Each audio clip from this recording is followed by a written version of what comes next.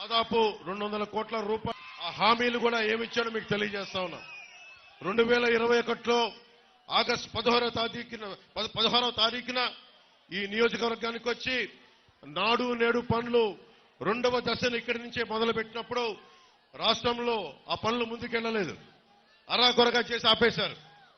బిల్లులు ఇవ్వడం లేదని ఆ సభలో ఇచ్చిన హామీల్ని మీ దృష్టికి తీసుకొస్తున్నా.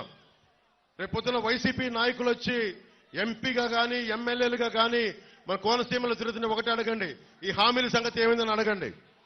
అప్పన్నపల్లి లిఫ్ట్ ఇరిగేషన్ ప్రాజెక్ట్ మంజూరులో 40 కోట్లు చిట్టన్న చెప్పాడు, నేను ఇస్తున్నానని చెప్పాడు. ఒక్క పైసా కూడా రాలేదు. ఈ ప్రాజెక్ట్ వస్తే 4000 ఎకరాలకి ప్రయోజనం కలిగేది. వెదురుపీడం కాజ్వే నిర్మాణం చేస్తామని హామీ ఇచ్చారు. ఇందాక గిడ్డి సత్యనారాయణ గారు చెప్పినట్టు వరద వస్తే ఈ ప్రాంతంలో గ్రామాలు మునిగిపోతా ఉన్నాయి.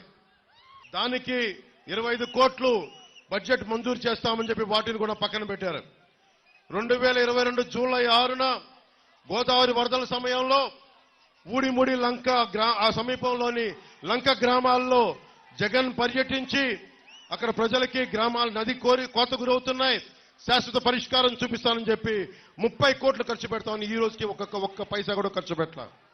23 ఆగస్టు 8న గోదావరి వరదలు వస్తే వరదల నుంచి కోనసీమలో ఉండే తీర ప్రాంత గ్రామాలన్నిటికీ గట్లు పటిష్టం చేస్తామని చెప్పి 200 కోట్ల విలువైన హామీలు ఇచ్చారు. ఈ రోజుకి ఒక్క పైసా పని చేయలేదు.